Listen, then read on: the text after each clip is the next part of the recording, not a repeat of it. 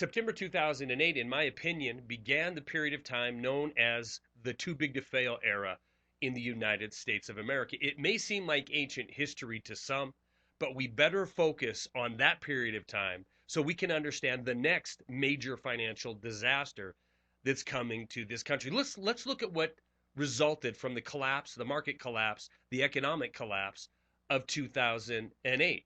We've seen too big to fail institutions become even larger and more powerful and more systemic and more entrenched in government in writing policy that benefits them.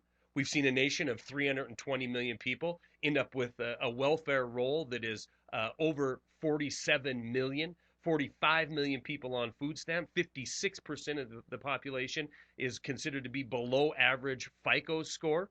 We have $17.5 trillion in sovereign debt. All of this, in large part, is due to the financial collapse of 2008. So it's very critical that we understand what is coming next. You see, it isn't as the establishment business media in Washington, D.C. and Wall Street want you to believe, which is 2008 was inevitable. Nobody saw it coming. We couldn't have prevented it. We did everything we could. That is not true. There was a lot of people that knew what was coming. There was a lot of people that saw the risky gambling going on and could see the indicators and saw that we were heading for disaster in late 2008, and most certainly we did. But if we look at some of the key indicators right now, we see that we're heading for even a larger disaster. You see, because when it happens in 2014 or 2015, it isn't going to be a nation that's sitting there with $7 or $8 trillion in sovereign debt. No, we're going to be a nation that is at $20 trillion in sovereign debt. We're not going to be sitting here with 15, 20 million people on food stamps. It's going to be more in the neighborhood of 60 million people on food stamps. Not half the nation on below the poverty line, but 2/3 of the nation below the poverty line. The too big to fail institutions, when the next financial disaster occurs, they're not going to be systemic. They are going to be the government. They will be responsible for every piece of legislation that is written. So it is key that we look at some of the indicators to see how far off this collapse is from occurring. A few indicators such as the margin debt versus the growth of the S&P 500. If we look out throughout time and history, we see that every single time margin debt on Wall Street outpaces the growth of the S&P 500, we go into a recession that is much more violent than the one prior.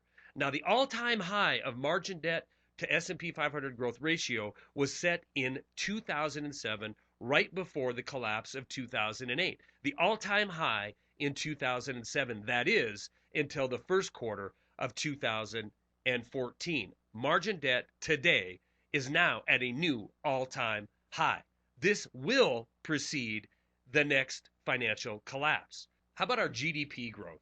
You have an in-bed mainstream establishment business media that toes the party line, that pushes the propaganda forward, that we are in the midst of recovery, that stealing from your financial future has somehow saved this consumer-based economy.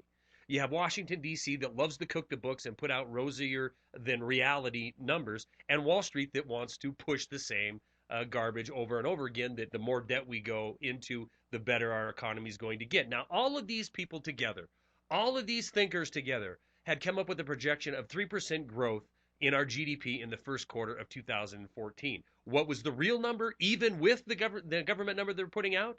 0.1% growth, a sure indicator that recession is right around the corner. But here's something that should hit home to everybody, because it is the housing sector, one of the strongest pillars of our economy. What did the first quarter bring in the housing sector? This sector that was absolutely eviscerated in 2008, trillions and trillions of dollars of wealth lost, millions and millions of people's homes foreclosed on. What did this new vibrant housing sector bring in the first quarter of this year?